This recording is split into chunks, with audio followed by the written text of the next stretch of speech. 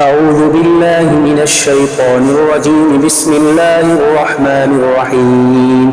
الحمد لله رب العالمين الرحمن الرحيم مالك يوم الدين. إياك نعبد وإياك نستعين. اهدنا الصراط المستقيم صراط الذين أنعمت عليهم غير المغضوب عليهم ولا الضالين. بسم الله الرحمن الرحيم. ألف لام ميم. ذلك الكتاب لا ريب فيه هدى للمتقين الذين يؤمنون بالغيب ويقيمون الصلاة ومما رزقناهم ينفقون والذين يؤمنون بما أنزل إليك وما أنزل من قبلك وبالآخرة هم يوقنون أولئك على هدى من ربهم وأولئك هم المفلحون. وإلهكم إله واحد لا إله إلا هو الرحمن الرحيم. الله لا إله إلا هو الحي القيوم لا تأخذه سنة ولا نوم له ما في السماوات وما في الأرض. من ذا الذي يشفع عنده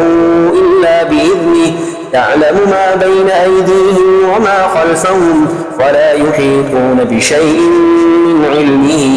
إلا بما شاء. وسع كرسيه السماوات والأرض ولا يؤوده حفظهما هو العلي العظيم. لا إكراه في الدين قد تبين الرشد من الغي فمن يكفر بالطاغوت ويؤمن بالله فقد استمسك بالعروة الوثقى لا انفصام لها والله سميع عليم. الله ولي الذين آمنوا يخرجهم من الظلمات إلى النور والذين كفروا أولياؤهم الطاغوت يخرجونهم من النور إلى الظلمات أولئك أصحاب النار هم فيها خالدون. لله ما في السماوات وما في الأرض وإن تبدوا ما في أنفسكم أو تخفوه يحاسبكم به الله فيغفر لمن يشاء ويعذب من يشاء والله على كل شيء قدير. آمن الرسول بما أنزل إليه من ربه والمؤمنون كل آمن بالله وملائكته وكتبه ورسله لا نفرق بين أحد من رسله وقالوا سمعنا وأطعنا غفرانك ربنا وإليك المصير. لا يكلف الله نفسا إلا وسعها لها ما كسبت وعليها ما اكتسبت ربنا لا تؤاخذنا إن نسينا أو أخطأنا ربنا ولا تحمل علينا إصرا كما حملته على الذين من قبلنا ربنا ولا تحملنا ما لا طاقة لنا به واعف عنا واغفر لنا وارحمنا أنت مولانا فانصرنا على القوم الكافرين. شهد الله أنه لا إله إلا هو والملائكة وأولو العلم قائما بالقسط لا إله إلا هو العزيز الحكيم. قل اللهم مالك الملك تؤتي الملك من تشاء وتنزع الملك ممن تشاء وتعز من تشاء وتذل من تشاء بيدك الخير إنك على كل شيء قدير. تولج الليل في النهار وتولج النهار في الليل وتخرج الحي من الميت وتخرج الميت من الحي وترزق من تشاء بغير حساب. إن ربكم الله الذي خلق السماوات والأرض في 6 أيام ثم استوى على العرش يغشي الليل النهار يطلبه حثيثا والشمس والقمر والنجوم مسخرات بأمره ألا له الخلق والأمر تبارك الله رب العالمين. ادعوا ربكم تضرعا وخفية إنه لا يحب المعتدين ولا تفسدوا في الأرض بعد إصلاحها وادعوه خوفا وطمعا إن رحمة الله قريب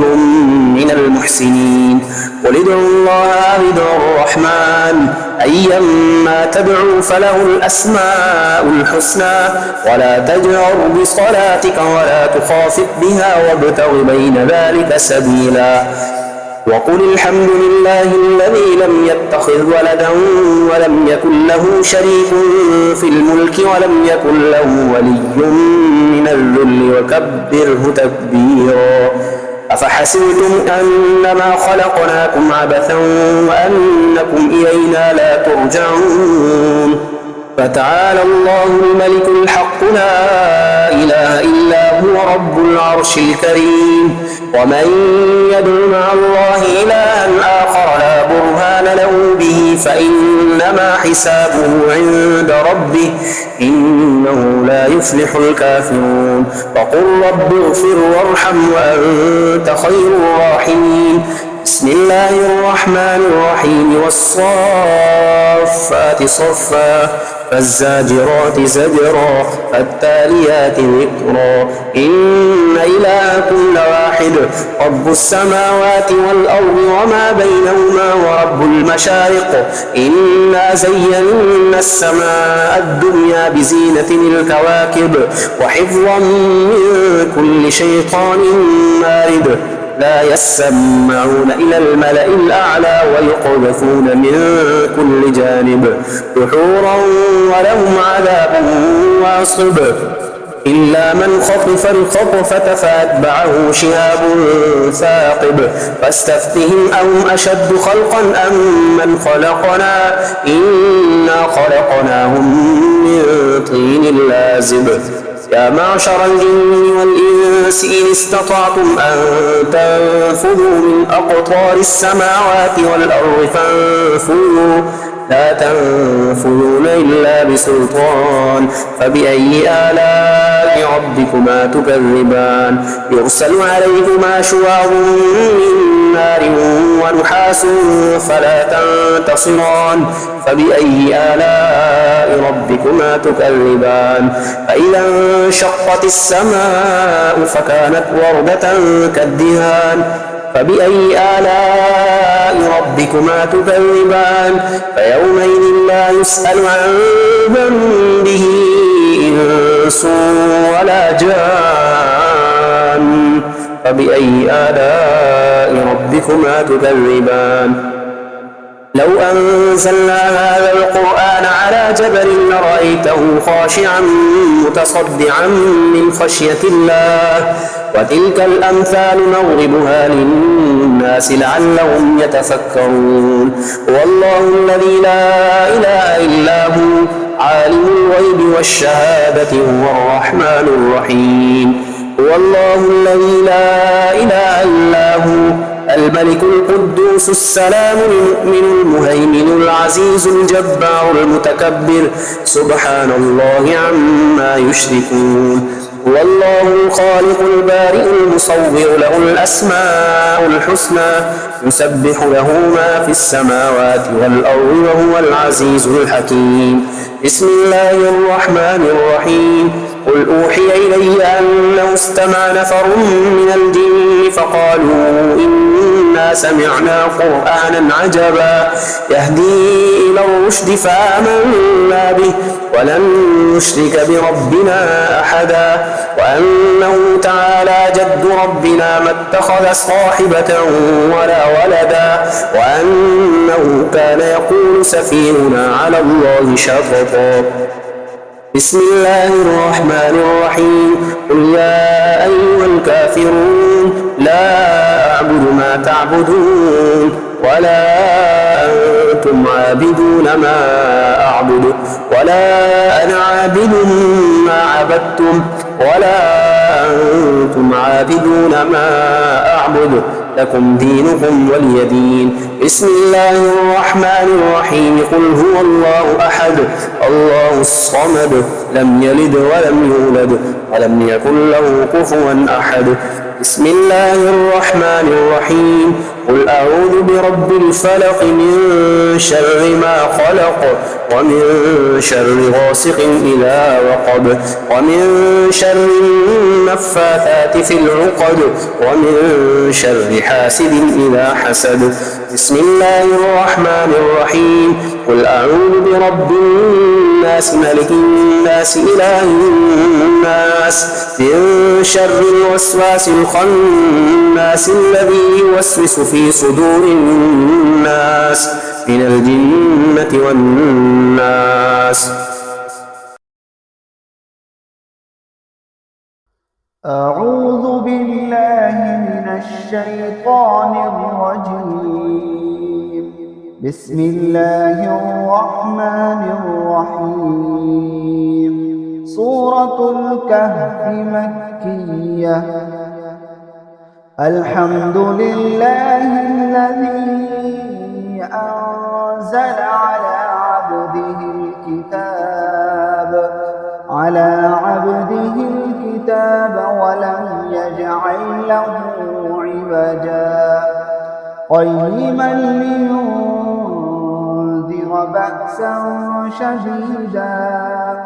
بأسا شديدا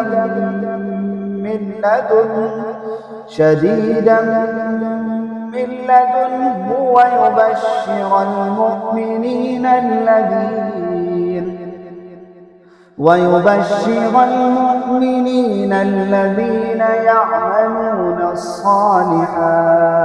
يعملون الصالحات أن لهم أجرا حسنا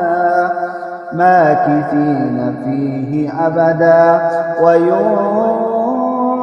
الذين قالوا اتخذ الله ولدا ما لهم به من علم ولا لآبائهم كبرت كلمة تخرج من أفواههم إن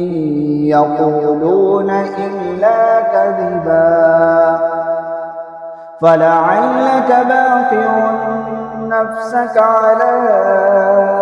آثارهم إن لم يؤمنوا بهذا الحديث أسفا إنا جعلنا ما على الأرض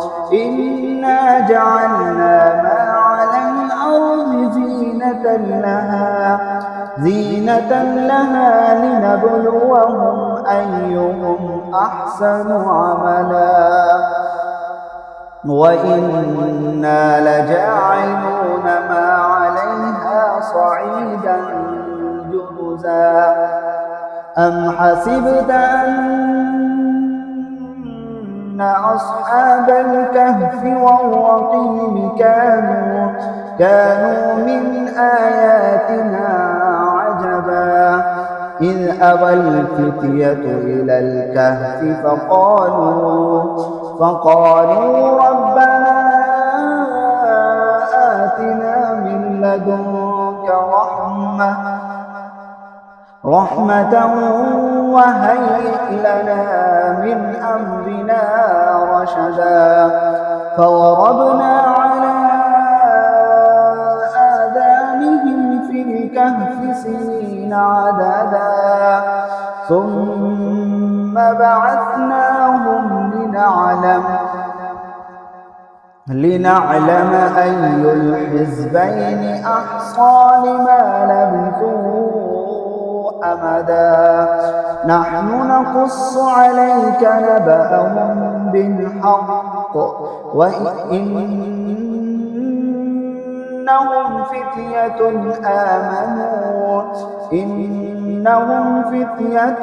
آمنوا بربهم وزدناهم هدى وربطنا على قلوبهم إذ قاموا فقالوا ربنا رب السماوات والأرض لن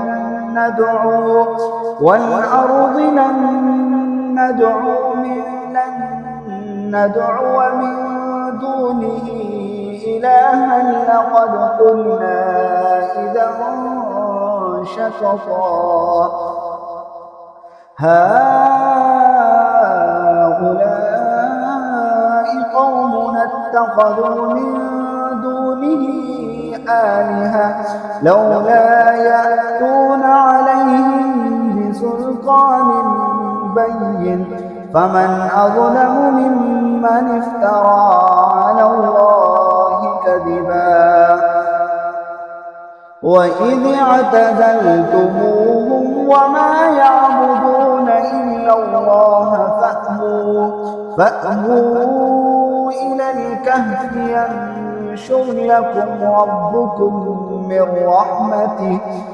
رحمته ويهيئ لكم من أمركم مرفقا وترى الشمس إذا طلعت تزاور عن كهفهم ذات اليمين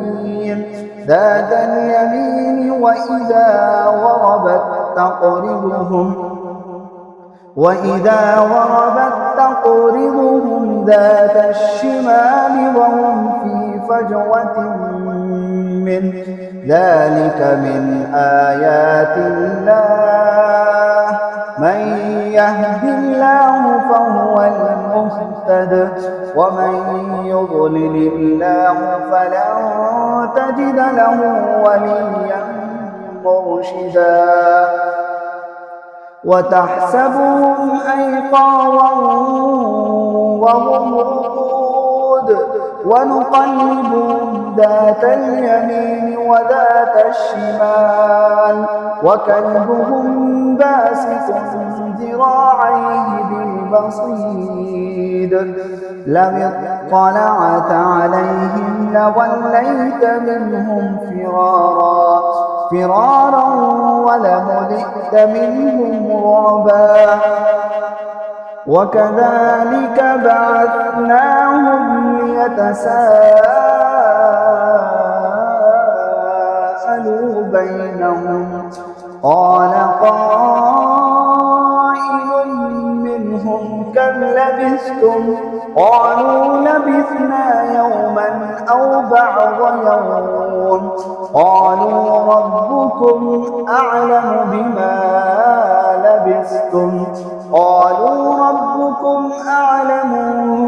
بما لبثتم فبعثوا أحدكم بورقكم هذه إلى المدينة فلينظر أيها أزكى طعاما فليأتكم برزق منه وليتلطف ولا يشعرن بكم أحدا إنهم إن يظهروا عليكم يرجموكم أو يعيدوكم في ملتهم ولن تفلحوا إذا أبدا وكذلك آثرنا عليهم ليعلموا أن وعد الله حق وأن الساعة لا ريب فيها إذ يتنازعون بينهم أمرهم فقالوا ابنوا عليهم بنيانا ربهم أعلم بهم قال الذين غلبوا على أمرهم لنتخذن عليهم مسجدا سيقولون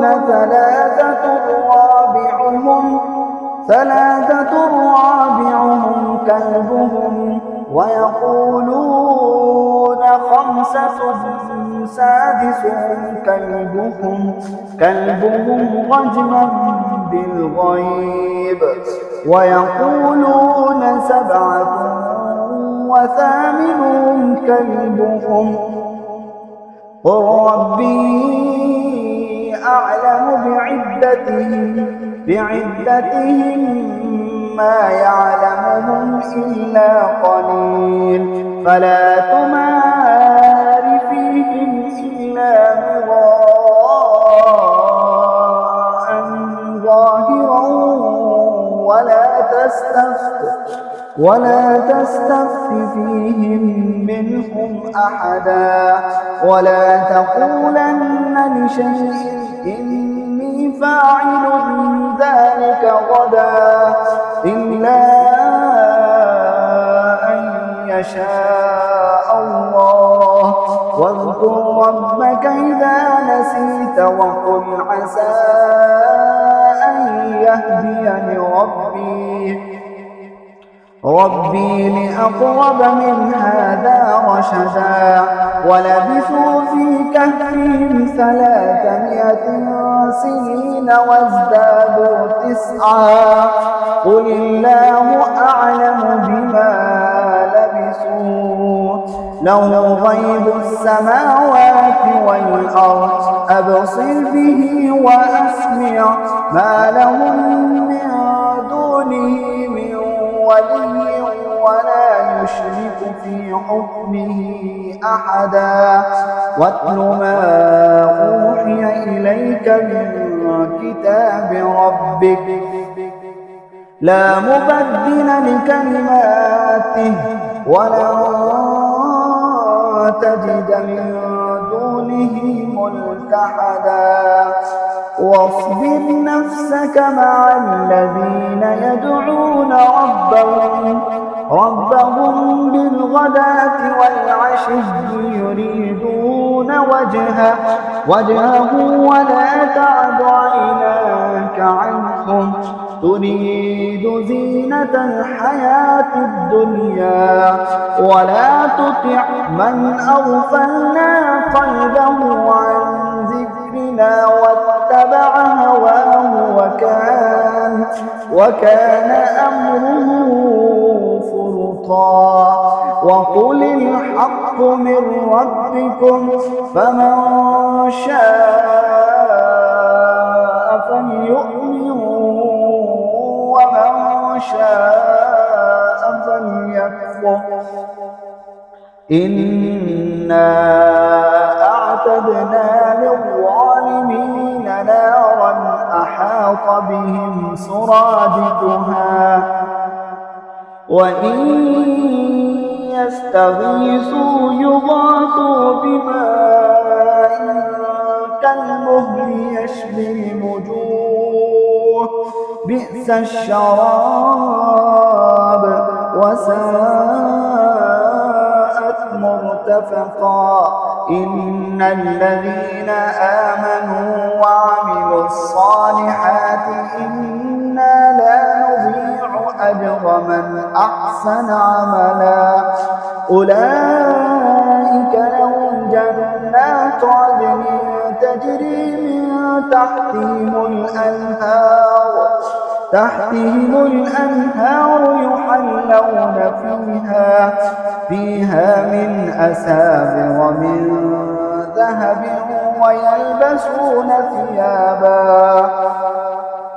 ويلبسون ثيابا خضرا من سندس وإستبرق متكئين فيها على الأرائك نعم الثواب وحسنت مرتفقا واضرب لهم مثلا رجلين جعلنا لأحدهما جنتين من أعناب وحففناهما بنخل وجعلنا بينهما زرعا كلتا الجنتين آتت أكلها ولم تظلم منه شيئا وفجرنا خلالهما نهرا وكان له ثمر فقال لصاحبه وهو يحاوره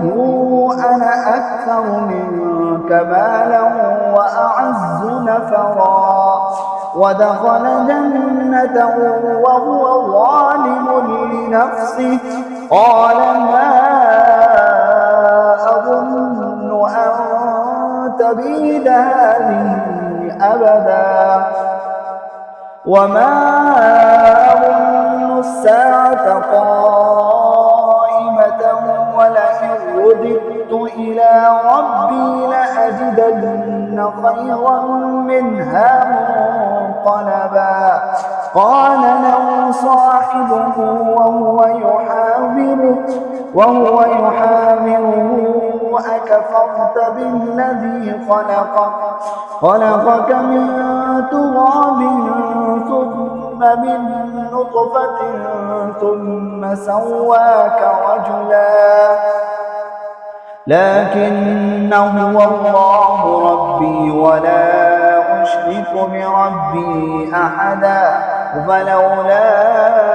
إذ دخلت جنتك قلت ما شاء الله لا قوة إلا بالله إن ترني أنا أقل منك مالا وولدا فعسى ربي أن يؤتيني خيرا من جنتك ويرسل عليها حسبانا من السماء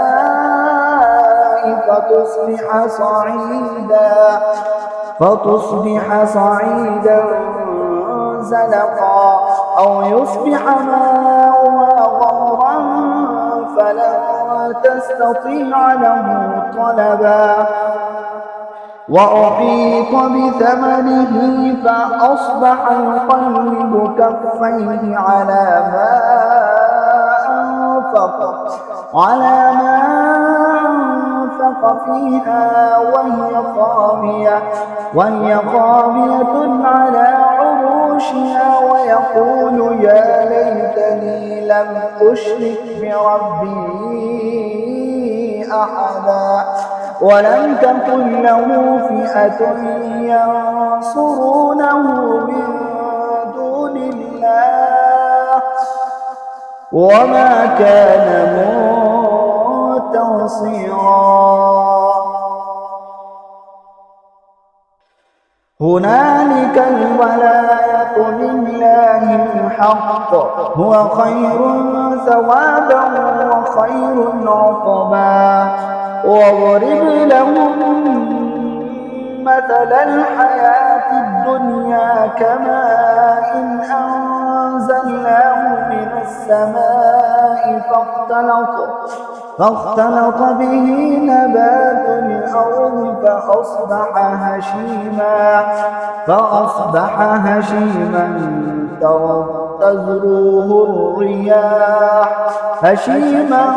تذروه الرياح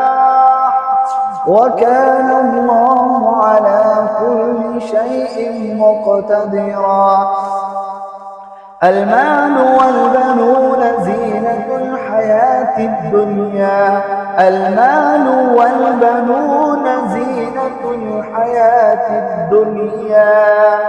والباقيات الصالحات خير عند ربك ثوابا وخير أملا ويوم نسير الجبال وترى الأرض بارزة وحشرناهم فلم نغادر منهم أحدا وعرضوا على ربك صفا لقد جئتمونا كما خلقناكم أول مرة بل زعمتم أن لن نجعل لكم موعدا ووضع الكتاب فترى المجرمين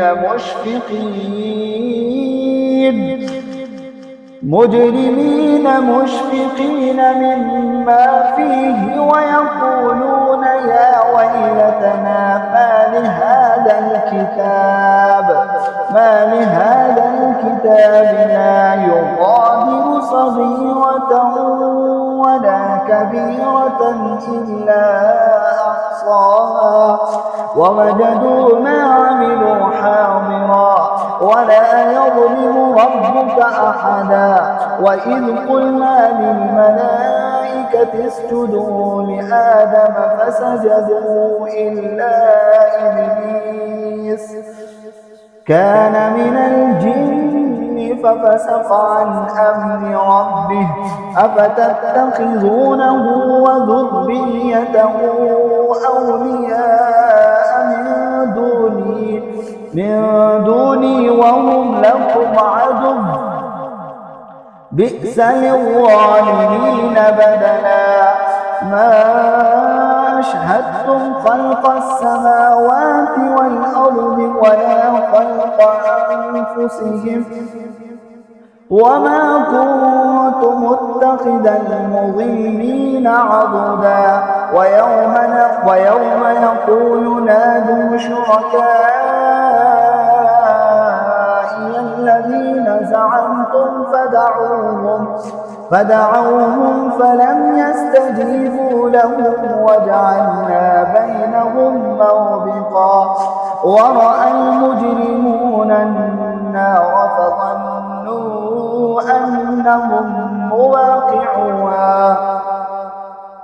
أنهم مواقعوها ولم يجدوا عنها مصرفا ولقد صرفنا في هذا القرآن للناس من كل مثل وكان الإنسان أكثر شيء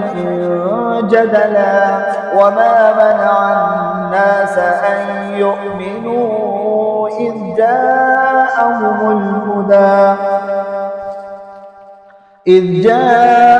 الهدى ويستغفروا ربهم إلا أن تأتيهم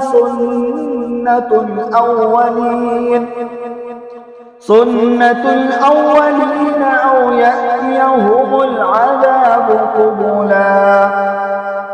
وما نرسل المرسلين إلا مبشرين ومنذرين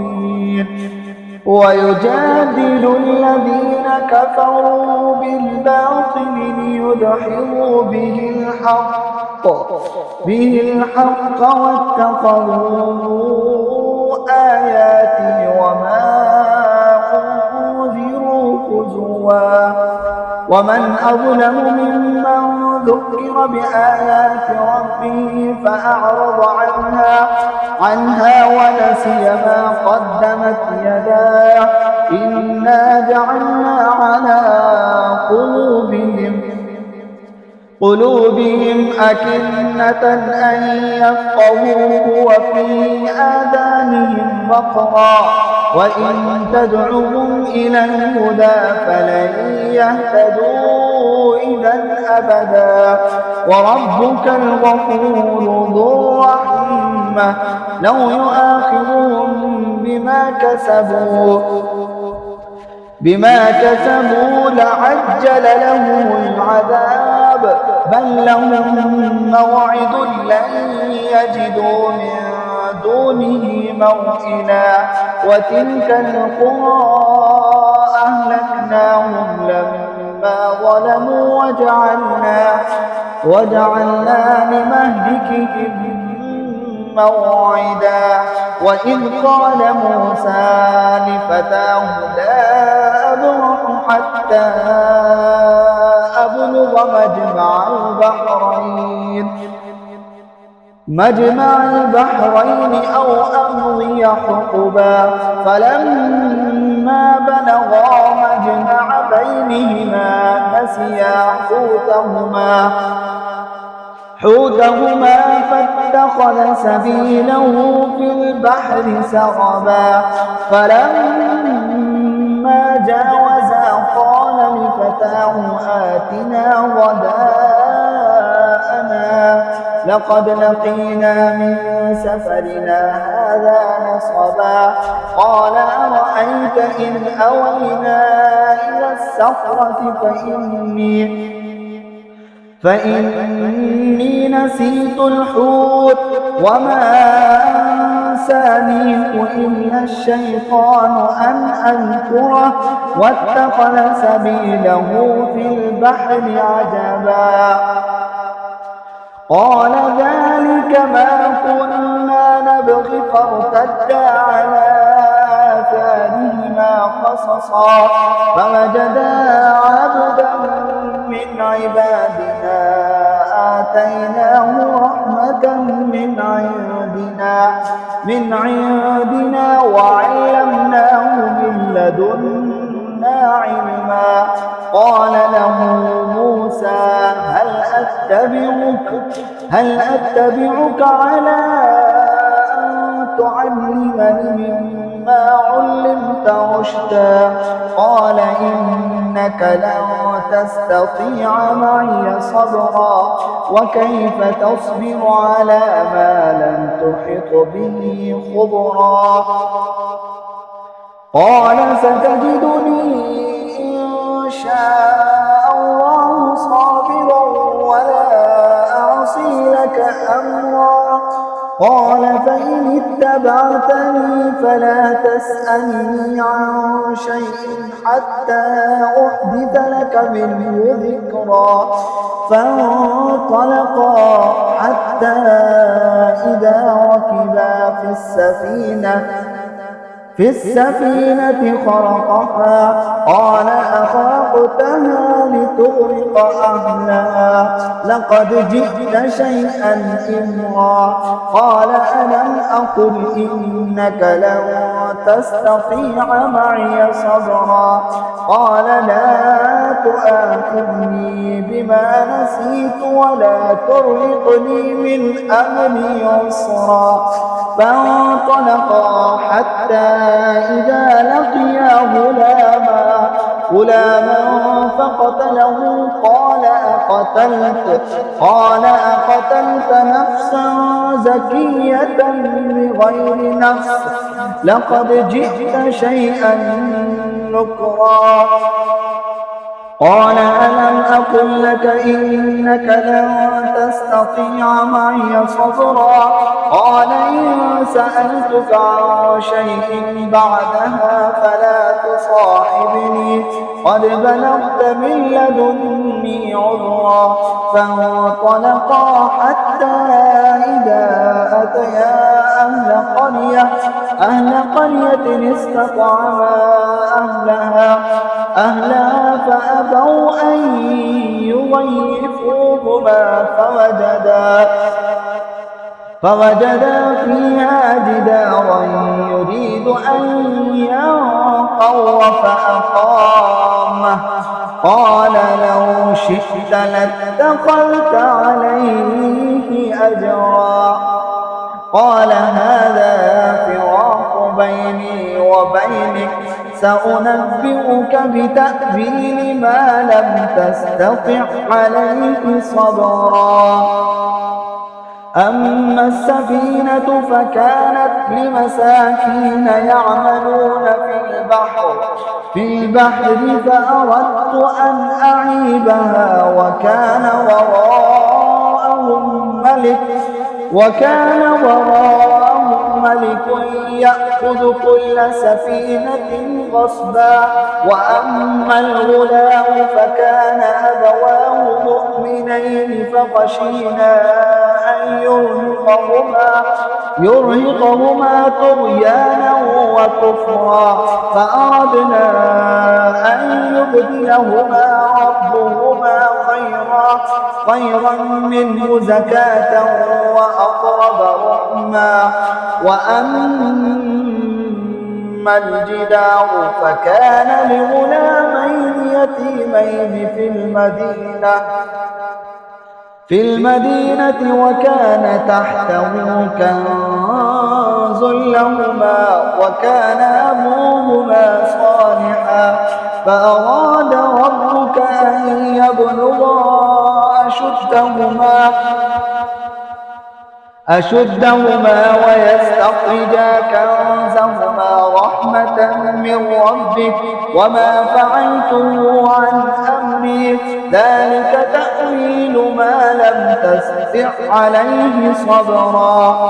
ويسألونك عن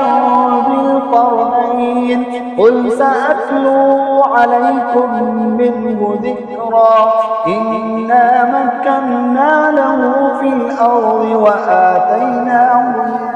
كل شيء سببا فأتبع سببا حتى إذا بلغ مغرب الشمس وجدها تغرب في عين حمئة ووجد عندها قوما قلنا يا ذا القرنين إما أن تعذب وإما أن تتخذ فيهم حسنا قال أما من ظلم فسوف نعذبه ثم يرد إلى ربه فيعذبه عذابا نكرا وأما من آمن وعمل صالحا فله جزاء الحسنى وسنقول له من أمرنا يسرا ثم أتبع سببا حتى إذا بلغ مطلع الشمس وجدها تطلع على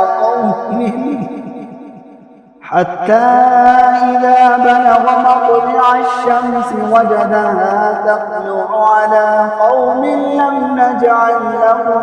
نجعل لهم من دونها سترا كذلك وقد أحطنا بما لديه خبرا ثم